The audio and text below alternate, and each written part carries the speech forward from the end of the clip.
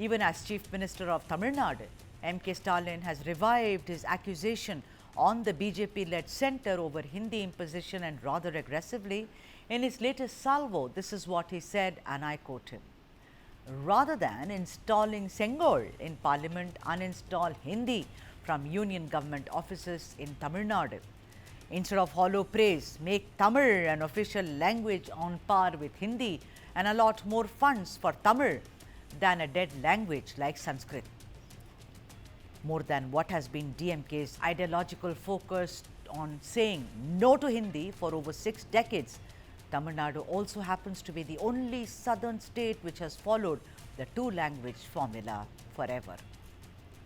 Now, a similar debate has unfolded in Karnataka, wherein the Kannada Development Authority, or KDA, has written to Chief Minister Siddaramaiah to adopt a two-language policy, Karnataka and English in the state. A citizens collective called Namma Nadu Namma Alvike, which is NNNA, has called for Kannada and English to be the only compulsory languages in education, governance and public communication in the state. The petition, drafted by NNNA, focused on what it called language or linguistic injustice by the central government, which NNNA said favors Hindi speakers in competitive examinations, governance and employment opportunities, and called out the exclusion of regional languages and hence omitting many who may have lost employment opportunities in major national level examinations such as UPSC, SSC and bank recruitment. The KDA echoed what Stalin and his party have been saying for years and rather routinely in recent times, that Hindi is unfairly being projected as the national language despite not mandated by the Indian Constitution. Interestingly, the petition also encourages the use of regional languages for patriotic slogans instead of Hindi. For instance, how would you say Zindabad? So these are the issues.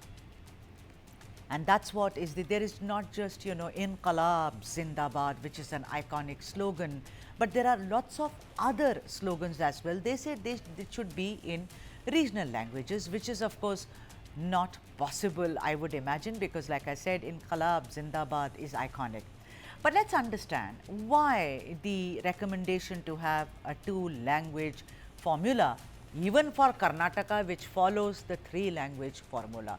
For more on this, let me now go across to Professor Chambi Puranik, who is an academician and also is retired HOD of Political Science at Karnataka State Open University, and of course, very, very well-known political analyst. Professor Puranik, a very, very warm welcome to you, sir. Namaskara, sir.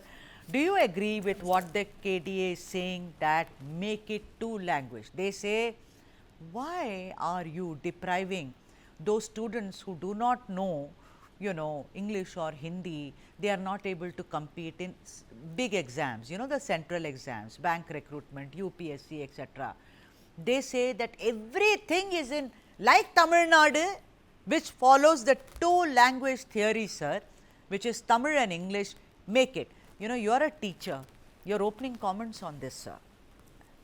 Sudha, giving my own example, some 45, 50 years ago when I was a student, I think, even today, I mean, the kind of whatever the situation is, we were following a three-language policy. I think there was no controversy. But since 1969, the anti-Hindi agitation that has taken root in Tamil Nadu, I think they have been kind of, to the level of overzealous or kind of fanatical level they have taken it that, because it's a national policy. You are not an independent country like Sri Lanka or any other country like Maldives or Pakistan or Bangladesh. So therefore you are within India.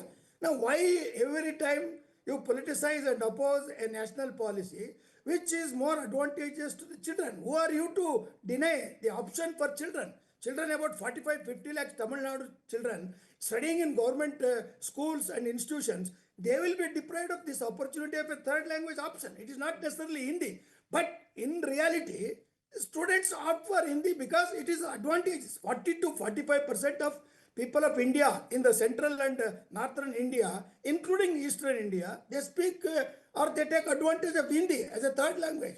when the entire mainstream is going along with the kind of harmony or integration or the kind of sense of belonging to the whole nation, why are you balkanizing your own state by adhering to Yeah. only two language policy? You know, English sir, and Tamil. yes, sir, I want to also bring to your notice, sir, there is a lot of Kannadiga nationalism that all of us have witnessed. In the recent past also, you have criticized it. Someone speaking in Hindi gets slapped, gets beaten. Maybe that person does not know Kannada or English. He is trying to speak, you know, someone who's come to work in Bengaluru or other parts of Karnataka.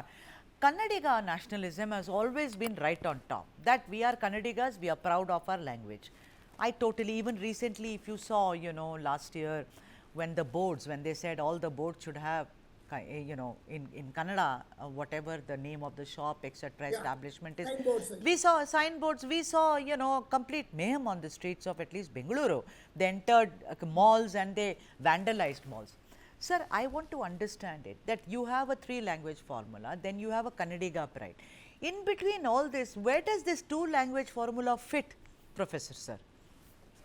I don't think, the students or parents of Karnataka will opt for two language. You know, we are not so narrow-minded, or we don't want to get stuck, you know. The more language, see, Sudha, you as a student and child, and I as a student and child, we know that we have more grasping ability, learning skills, absorbing the language at an young age. Supposing I am asked to work in North India or central government, or I go for business and all that. Which language you speak? Obviously, you have to speak Hindi for the sake of not only survival, for the sake of your entrepreneurial success. No, this is a ground reality which, for the political purposes or reasons, they are opposing. They are saying only two. No, I think they are denying. See, in Tamil Nadu, there is a contradiction. You come from Tamil Nadu, you know the reality. That private institutions are going ahead with the 3-language policy, and they are doing very well. Yes, sir, No but doubt, you know, 2-language policy. yeah, sir, but the thing is that here the KDA is saying that you are depriving Kannadigas from opting for employment opportunities, Professor, sir, like bank exams, UPSC. They are not talking about being able to converse in Hindi or not. Kannada has more Hindi words, let me tell you, because I speak that language.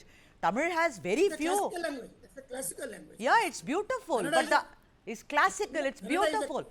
I am asking you, sir, do you agree that by not being, you know, not following the 2-language policy, maybe a lot of Kannadiga youth are left out, Professor, sir? No, I don't think, I agree with you, or that will be a kind of disadvantage or liability for Kannadigas, because Kannadigas are very, what I can say, open-minded. They are also shrewd.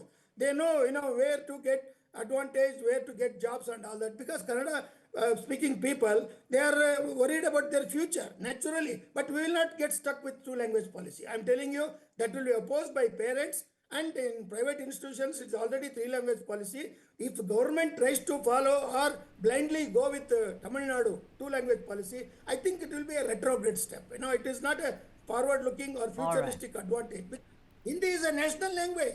It is among the 14 languages. Hindi is not only official, but it is also national language. Why you are hating your own national language? Well, Only the jury is still out whether it's a national language, sir. I hope. all the 14 languages.